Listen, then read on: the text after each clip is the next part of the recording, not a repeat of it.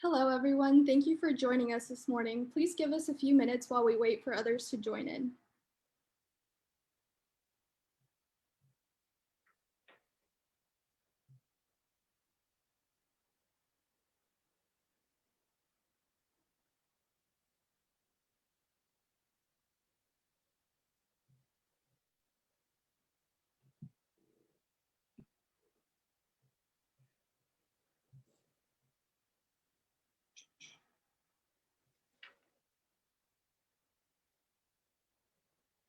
Hello, everyone, and welcome to today's virtual tour of the Timken Museum. We're so excited to have you with us this morning. A few housekeeping things before we get started. Please keep yourselves muted throughout today's presentation. If you have any questions, please feel free to use the Zoom chat function by clicking the button at the bottom of your screen that says chat in order to type your question. We'd be happy to address any questions or comments at the end of today's tour. If you're joining us over from Facebook Live, welcome to you as well. You can also ask any questions you may have using the comment section on Facebook, and we'll be monitoring those comments and answering those questions at the end of the tour as well. Lastly, this tour is being recorded and streamed live and will be posted to our social media channels once the tour is over. If you'd like to rewatch this tour or watch other tours put on by the Timken Museum previously, please check out our YouTube or our Facebook pages to find those. Without further ado, I'm so excited to introduce Karen, who will be presenting on the Madonna in art. Thank you so much for being with us today, and I'll turn things over to you, Karen. Thank you very much, Ilse. Ilse is our new intern at the Timken, she's an honors graduate of UCSD. So thank you, Ilse. The Madonna in art, what a profoundly beautiful figure, so important in all of Western art.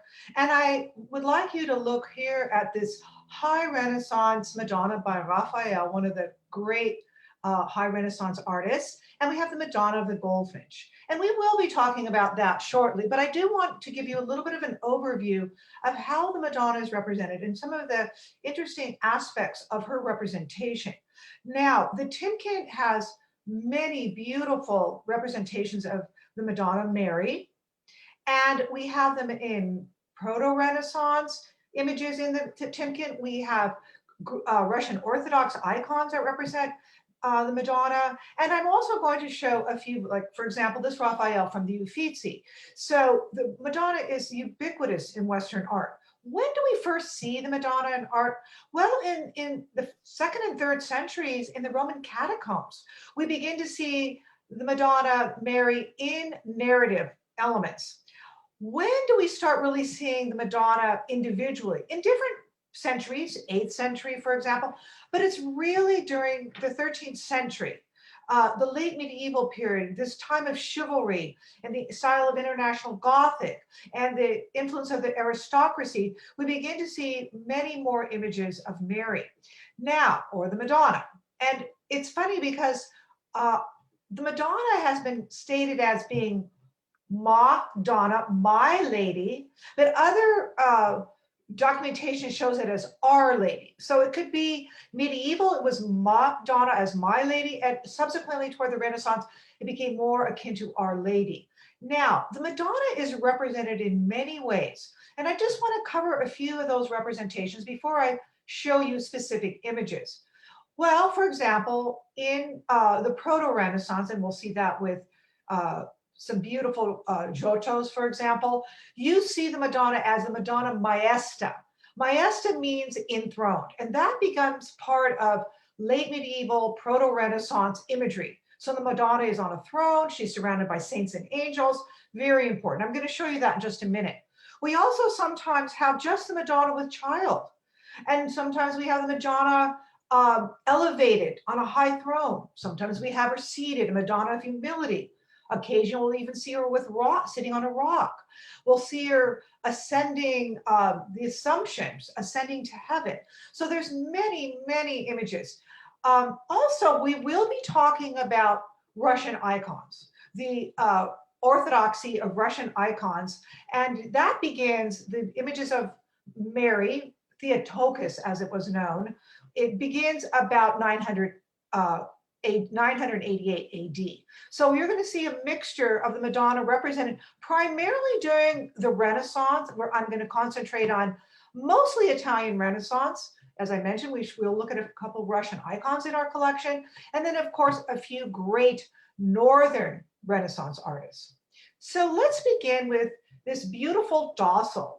This is the earliest artwork in the Timken's collection, and it's called the Magdalene Master and an unknown Florentine painter. Madonna and Child with two angels, 12 scenes from the Passion. Now, this is on wood, tempera on wood, and it was meant to be a didactic image. Didactic image in that, remember, it wasn't until about mid 15th century that we had the printing press. So information, pamphlets, religious pamphlets could be sent out to the community, but if people didn't have access to books and it was only the aristocracy and the clergy that had access to handmade books, how do you tell people stories from the Bible, for example? Well, you have this almost like a narrative, well, it is a narrative, but almost like a cartoon panel, a board, a storyboard. So here we have the Magdalene Master, and we have the Madonna seated, and she holds the baby Jesus, and she also holds a white rose. And that white rose, of course, symbolizes her purity. Often you see the Madonna with a crown, and in this case, the crown had been filled with jewels, but because of the early date of this artwork, we don't have the jewels anymore, and they were not replaced. You also have this Byzantine background, because this is really early, late medieval, proto-Renaissance, and so you have more of flat two-dimensionality aspect to this, these two images, and you have the 12 Passions of Christ. So we begin with the Last Supper, and we go ahead with, for example, the harassment of Jesus. We see him crucified. We see, for example, the lamentation over the dead Christ, the resurrection. So we have many beautifully rendered scenes from the 12 Passion images. Now, these are two artists who created this artwork. And it would, as I said, was meant for didactic reasons. It was placed in the back of a church, and the stories of Jesus' life could be determined by viewing this. Now, I want to talk a little bit about Giotto. Even though this is not in the Timken, most of the images we're going to look at, the paintings, will be in the Timken collection, but just as a comparison. So this was done at the same time as the dossal I just showed you, 1310. This is what is considered proto-Renaissance, the segue between medieval and Renaissance. Now, in medieval times, we begin to, in the early Renaissance or proto-Renaissance, we begin to see the development of interest in humanism. We begin to see a little bit of a separation in church, particularly when we get into the 15th century. We see a little bit more of this chivalry, this idea of chivalry and beauty, and the Madonna becomes really popular as a subject. And we have here the Maesta Madonna, M-A-E-S-T-A. The Maesta Madonna, as I mentioned, is in Madonna enthroned. And here we have Giotto, one of the greatest early painters of the Proto-Renaissance. He was a student of an artist in Florence named Cimabue. And Cimabue saw this brilliance of Giotto, and he took him under his wing. And then Giotto developed into one of the most important early Florentine Renaissance artists. Now, we will be talking about Siena, because we have great artworks from Siena in the Timken collection. And we'll look at artists who did not only paint in Florence, but also in Rome. Giotto, more or less, was known to be a Florentine artist. And remember, Florence is really important, especially a little bit later on, because we have families like the Medicis who commissioned these great artists. That is particularly true when we start to look at artists like Botticelli and Raphael. Now, Madonna enthroned. What Giotto did in Florence is create more naturalism in the development and the beauty of art for the Madonna. So we see a much more three-dimensional style. If we look back, make a comparison to our dossal, this is a much flatter, more Byzantine, kind of more spiritual version of Mary. And this one is more three-dimensional, naturalistic. We actually see volume in her structure, body structure. And she has this magnificent gold halo. She does not wear a crown, she wears a veil. And then we see this blue cloak, which is very important, that Madonna almost always with a blue cloak, which represents several things: spirituality, heaven, the church, and the red represents the crucifixion or the spilling of Jesus's blood. Here we have a host of prophets or saints and angels. That's why we call it the Madonna enthroned. Also, remember the Byzantine Empire is very important, the development of art in Western Europe, and we have this Byzantine gold, very important. And then we have so much gold that we actually have the outline of gold on her dress, her collar, everywhere. And even though the throne is thrust to the forefront, we begin to see, as I said, a little bit more perspective than we saw in the previous image, and some three-dimensionality, some volume. Now, our very own Luca de Tomei, this beautiful triptych, this is a 3-panel piece, the doors would close, and it's meant for private worship. So we have scenes from the life of Christ. And this is a little bit later. This is a very important image because it was done less than 20 years after the plague decimates Siena. So before, in the early part of the 1300s, in the early part of the 14th century, Siena, under people like Luca de Tomei, for example, Duccio, some of these famous artists, they had their own style, which is unique, a little bit different than Florence, because of a little more conservative, a little more linked to Byzantine art, and a little flatter. But when we start looking at Florentine artists, we see a little bit more of a three-dimensionality, a little bit more natural depictions. Now, when the plague, and I believe it was 1338, 1337, decimates Siena, it never really quite recovered. So the seat of art in the early Renaissance and Proto-Renaissance really transfers to Florence. And then, so even though Siena had been a wealthy city, it's about 45 minutes today from Tuscany. It's in the Tuscan region, I'm sorry, 45 minutes from Florence. It really kind of lost out a bit. Not to say that we didn't have great artists creating in Siena, but sort of the center moves to Florence. So let's talk a little bit about this beautiful proto-Renaissance icon. And we could say early Renaissance at this time, because we're getting closer to the end of the 1300s. We have this almond-shaped mandorla right here, and we have something that was very unusual in art. We have the Holy Trinity depicted as one image, meaning we have, here the little feet poke out, we have the seated body, but we have the 3 heads of the Trinity, very unusual. And then of course we have the crucifixion. Here we have all these beautiful narratives. We have the Annunciation. The angel Gabriel is telling Mary that she will, in immaculate conception, conceive of this child, Jesus. We have Jesus in the resurrection scene, and he's kind of stepping on one of the guards as he arises from the tomb. We also have, of course, the birth and nativity and the view by the 3 wise men. We have the mocking of Christ. We have the lamentation over the dead Christ, and Mary and St. Francis. So this is a narrative, small narrative triptych done in Siena. And it would be used for private worship, or it could be put in a little niche of a church. One thing I forgot to mention, I do want to go back because it's really important.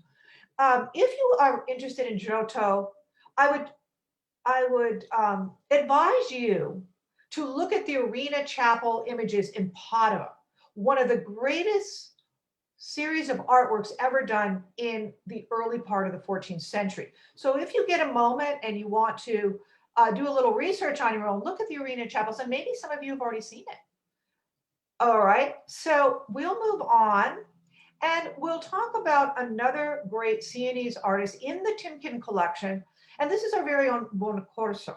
And this is Madonna and Child, and of course, she is enthroned, but she is not surrounded as a Maesta Madonna because we don't see other figures. So she's seated on a throne, and she's placed in a very narrow space. Let's look at this Madonna for just a second. You have these beautiful faces, and she looks with sadness. And we'll see this later, and we look at the work of Botticelli, for example. She looks in rather somber tones because she knows what is going to happen and to her child. So she's very sad. We also have her with this exquisite crown. To soften her facial characteristics, the artist Bonaccorso creates these beautiful tendrils on either side.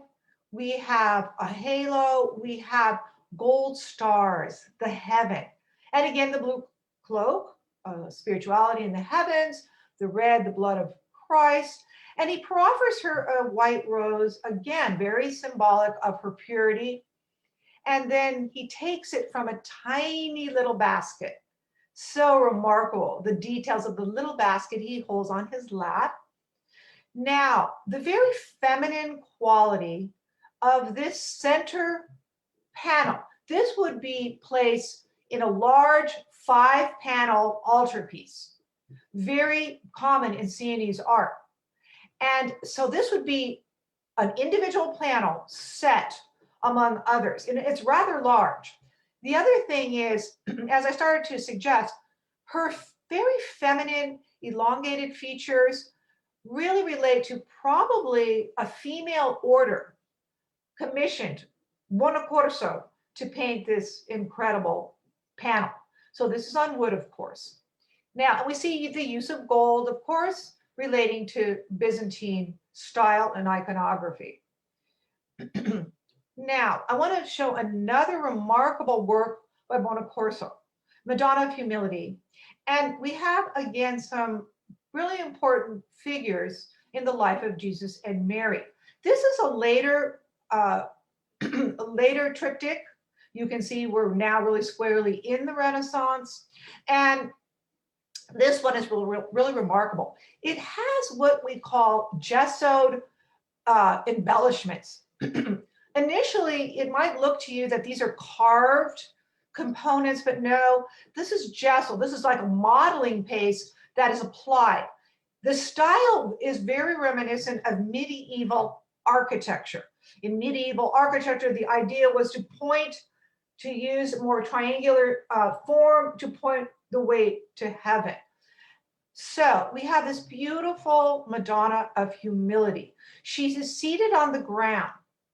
She holds the baby Jesus, and you see one of the early still lifes. You have a bobbin showing her home ec kind of skills. That's a want of a better term. We have here St. John, who carries the infant Jesus, who holds a globe. What is the significance of this? Well, St. John was this patron saint of travel. And so, and we also have him standing in the water as in moving, and then we have the globe, as I pointed out. So Jesus, you know, kind of Salvator Mundi, holding the world in his hands, and also St. Christopher being the patron saint of travel indicates that this triptych was probably meant for private devotion and was taken from place to place with its wealthy or religious patron. We also have St. Catherine here, and she holds a wheel. The wheel symbolizes her martyrdom, although gruesomely enough, she wasn't killed by being placed on this wheel. She was beheaded because the wheel malfunctioned. And then we have Gabriel, the angel of the Annunciation, announcing to Mary, as I mentioned earlier, that she will conceive of this child through immaculate conception. And then we have, of course, the crucifixion. So this is a remarkable triptych. Again, the influence of Byzantine art, which was very, let's say, important, particularly to these Sienese artists. And then, of course, when we later look at our Russian icons, I'll tell you a little bit more about sort of the difference between how Mary is represented in Western art, and then when we look at the Eastern Orthodoxy. Now, this is, again, a really, really remarkable depiction of the Madonna. It is again in the Timken's collection. And I want to tell you that having a Petrus Christus in San Diego is phenomenal. The only other Petrus Christus known on the West Coast is in the LA County Museum. It is a very small, beautiful portrait of a man. But this is a huge, magnificent central panel to a triptych. However, unfortunately, the wings were destroyed during World War II. So it's important to note, however, in these multiple panel works of art, the central panel would be the most important. Usually the wings, for example, on a triptych would host pictures of the people, the donors, the people who commission. So let's talk about this remarkable, this is Netherlandish. This is not Italian, this is Netherlandish. And you can see it was done in 1460, well into the Renaissance in art in Italy and in the north. It is done in the city of Bruges, a remarkable Renaissance / medieval city. And Petrus Christus studied the work of Jan van Eyck. Jan van Eyck was one of the greatest Renaissance painters of the North. And it was said that he developed, he didn't discover oil painting, but he was experimenting with it. And Petrus Christus too experimented with oils, and he did something that was truly remarkable. He created, for the first time, one point, or sometimes called single point perspective. So if you look at this painting, your eye is led right from the foreground way into this background. It's a remarkable use of perspective. Perspective is a very complicated idea. And for Petrus Christus to really conceive of it is truly remarkable. So what do we have here? We have three time periods in the life of Mary. So this was not a biblical reference. This is in apocryphal literature, stories handed down during the centuries. So we have Mary on her deathbed. She holds the candle of spirituality. That signifies her spirituality. So this is one vignette. The second vignette is, if you follow up, you are going to see the Assumption. The Assumption as Mary goes into heaven. She's going into heaven, being held by these angels, and God here, represented right here, is waiting to greet her. So vignette 1, vignette 2, and then we have a third vignette, because as Mary is ascending to heaven, some of the prophets and saints are welcoming her and watching her and mourning her doing this. But there was one who didn't really participate, and that was Thomas. But we call him Doubting Thomas because he's not really sure. Did the Assumption take place? Is she really moving up to heaven? And yes, indeed, this angel hovering over Doubting Thomas saying, yes, indeed, her belt is proof that she has ascended to heaven. Now, what's also remarkable about this beautiful image on oak panel is the architectural elements as well as the figurative elements. These Renaissance artists were really interested in the North and in Italy, really interested in the natural world. And now we have the movable press with Gutenberg, and books are starting to be created, so information is coming out a little bit more. And the idea of nature and perspective is being incorporated. We have these prophets coming in to honor what is happening, and our eye kind of swirls around. We have mourners, and we have this one figure, and he points with both hands to what is occurring, Mary's death and demise. We also have a lot of really interesting characteristics, patterned floor. These facial characteristics are rather unique. And one thing I want to say, in this particular central panel, the figures seem a little ovoid in face, a little generalized. That is true. But that is not to say that Petrus Christus was not a brilliant portrait painter, because he was. It's just the emphasis here is on this religious scene. I'm going to, sorry, move on because of time.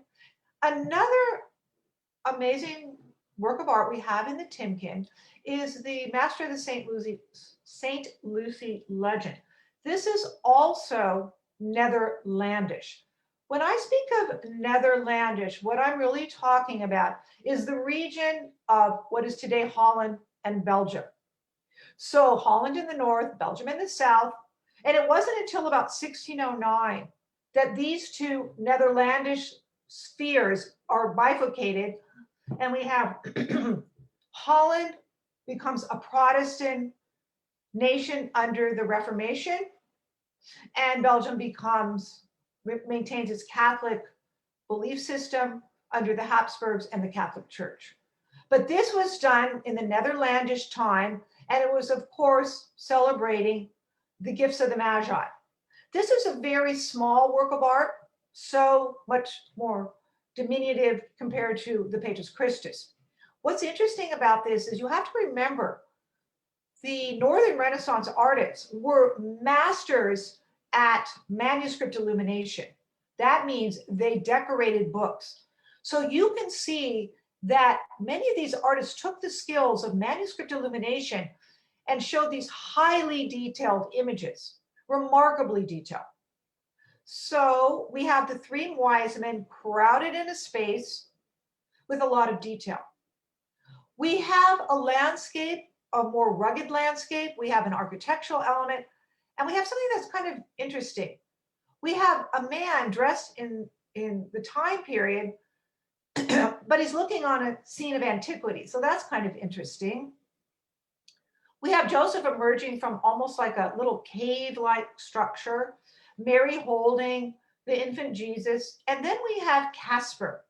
So Casper is kneeling. He's the oldest of the three wise men, and many representations of the wise men vary. Sometimes they're seen as kings, Persian kings.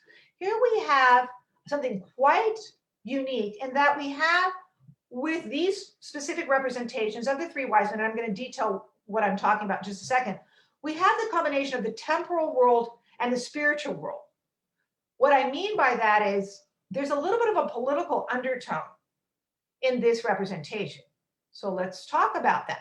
Casper, as he kneels in front of the infant, he doesn't even look directly at Jesus. He looks with such deference. He turns to the side of it.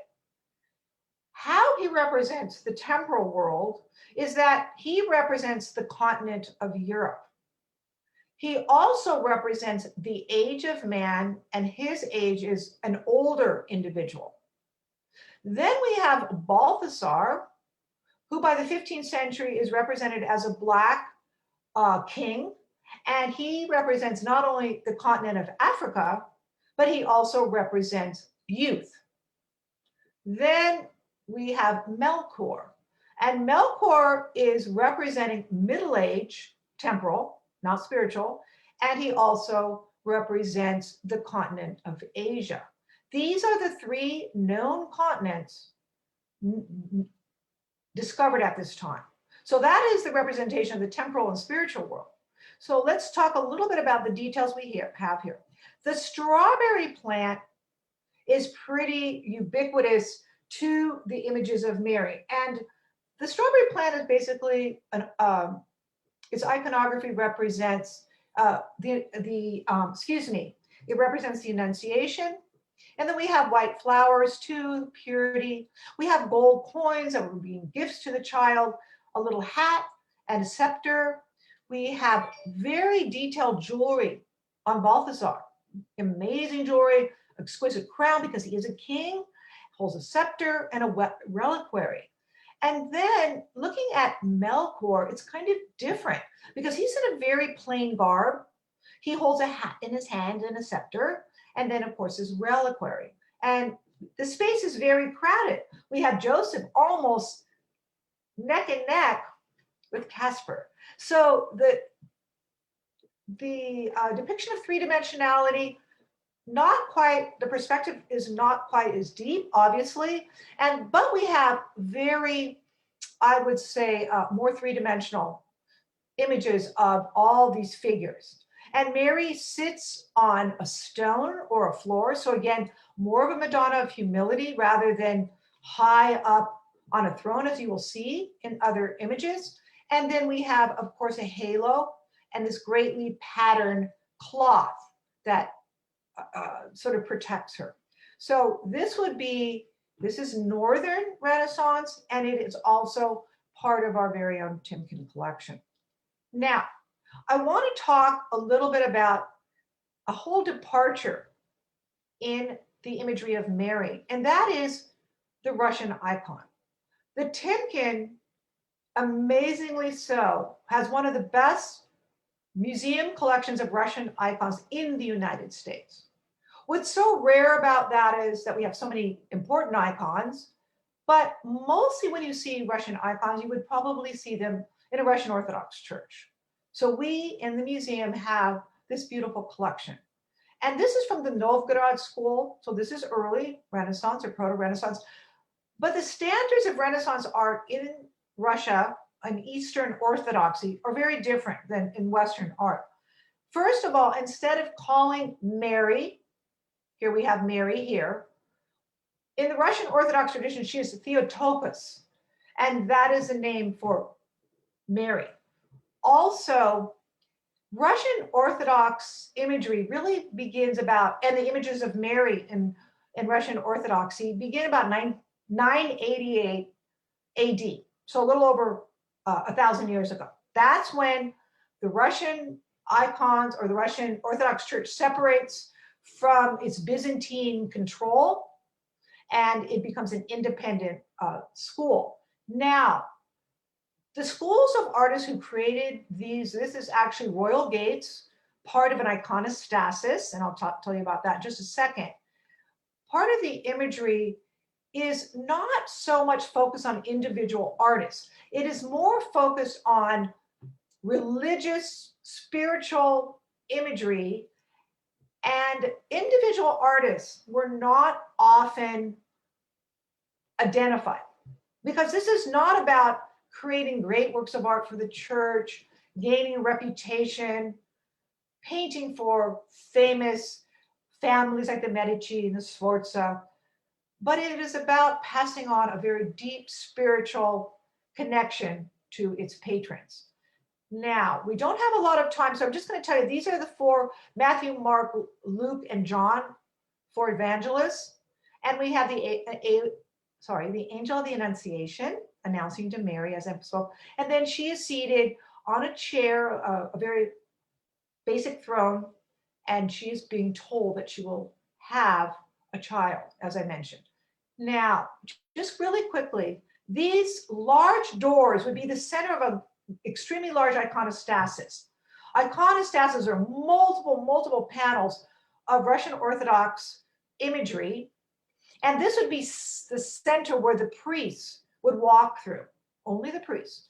And it separated the nave where the people would sit from the sanctuary. So it indicates the truly spiritual quality of these icons. These icons were said to have almost magical powers. The smaller ones are sometimes even taken into battle because they were supposed to have such important spiritual connection. Here we have a remarkable Mother of God. Now, this is called the Hodegetria. The Hodegetria in the Russian Orthodox tradition is the pointer of the way. What that signifies is the Madonna here pointing to Jesus, because she is indicating that Jesus is going to be the salvation. He's a leader of the way, and she is the pointer of the way. So Hodegetria. This is a remarkable early depiction of the Madonna. And look stylistically how different it is from when we looked at, let's say, Netherlandish Madonnas or Italian Madonnas like Giotto we looked at. Much more two-dimensional.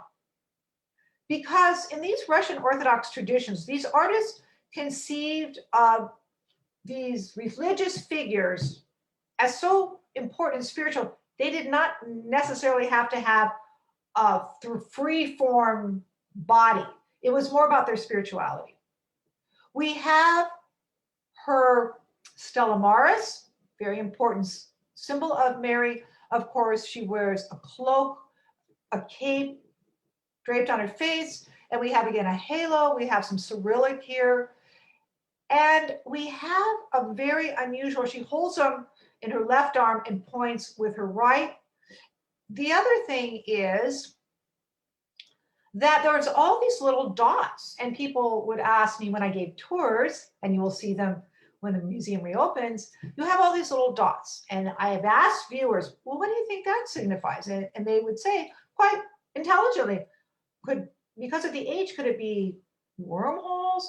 And I point out that no, on this gold Byzantine surface, wood surface, they would put these things called oklots. And the oklot would protect the beauty and importance of these images. So only this portion of the Madonna and Child would be seen, and this oklot would cover anything else. It indicates its importance. Now, I'm moving away from the Timken for a brief moment, and it's funny, there was a mistake. No, not important. I think it's actually rather amusing that this Botticelli Madonna the Pomegranate was attributed to our Timken collection. Wouldn't that be nice? Absolutely not in the Timken. It is in the Uffizi. I just saw it a couple years ago. An incredible vision of the Madonna. Here we are in the solidly in the Renaissance. We're actually even moving toward the high Renaissance, but it's firmly in the Renaissance. This was done in Florence. Botticelli was known basically as a Florentine painter. Exquisite depiction of the Madonna. Look at this face. It's a standard for beauty, as we will see also in Raphael. We have a very balanced composition. These angels, 3 on each side, they sing and they surround her, and they carry these, they carry these white flowers, the white lily, a symbol of her purity, with songbooks and roses, again, love, passion, the love of her child. We see sacred light coming, flowing onto Madonna. And we also see a remarkable framing device called a tondo, T-O-N-D-O, which were very popular framing devices used in the Renaissance. It actually pushes the images to the center, and we have a very gifted representation of these forms. The Madonna is beautiful, but she's very sad. Again, she prophesizes what will happen to her son. And the other thing that's really unusual is the pomegranate. This is very common in Renaissance depictions of the Madonna. What does the pomegranate represent? A couple things. Interestingly enough, these artists in the 15th and 16th century were beginning to really look at the human body. In fact, artists like Raphael, we're going to look at in just a minute, actually went to the church and said, the Catholic Church, I need to really understand how the body is depicted. I need to do some anatomical studies. That is particularly true with Leonardo, Michelangelo, and Raphael. The other thing I want to point out is you see this evolution of the Madonna because the Renaissance is so different than the medieval. It's interested in humanism. The Renaissance artists and writers studied the Greco-Roman history. They were interested more in politics, science, changes in religion. These great families like Medici were sponsoring many of these artworks. So we have a much more, we're not in the period of enlightenment, but we have a more enlightened viewers, patrons, and artists. For time's sake, I'm going to move on. And I want to show you a Venetian Madonna. And of course, this is not in our Timken collection, but just as a reference point, Giorgione, as I talked about last week in my Renaissance, Venetian Renaissance talk, I spoke about the importance of Giorgione. He died very young in his 30s, Many of his artworks were left unfinished or finished by Titian.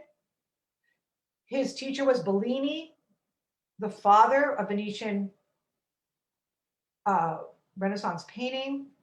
And here we have a remarkable depiction of Mary, the Madonna. She is in a throne that is unique.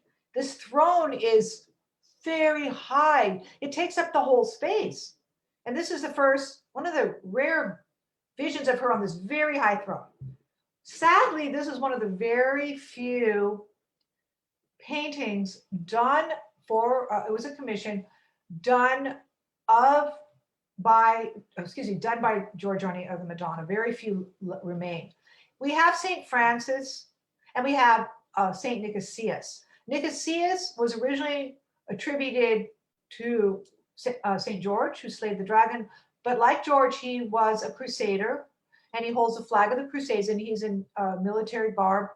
But what's interesting is we don't see any ecclesiastical architecture. So yes, we have the Madonna, we have a cross, but it's in nature. Giorgione was a master at landscape painting, a master. And if we look at his Tempest that we looked at last week, we can see it's almost like landscape for landscape's sake. We have a lot of patterning because the Venetian Renaissance artists liked to create patterning. They were great explorers. They had access to materials and goods from many different regions. And so we have almost like, I wouldn't attribute it necessarily to Persian, but this beautiful drape-like structure. And then we have the emblem of the family that probably commissioned this Madonna. I'm going to move on. Bellini, the father of Venetian Renaissance art. This is such an exquisite pietà. The pietà is meant to signify pity as Madonna holds her dying child. It also is just this beautiful spiritual representation of death. And she looks at him with such poetic suffering. The landscape in the background is meant to be Jerusalem, but as you can see, it represents more of an Italian city-state, the walls. We have a field of flowers, white flowers, many different varieties, very naturalistic imagery. And we can say that this pietà, this pity, shows the earth almost stopping the moment of his death. Quite remarkable. Now, we have to spend a couple seconds talking about, I'm just going to run through this really quickly, the Madonna of the Goldfinch. High Renaissance Madonna by Raphael. Raphael, Michelangelo, Leonardo da Vinci were the triumvirate of the High Renaissance. This was done in Florence. The Madonna of the Goldfinch, look at the exquisite quality of this Madonna, her beauty.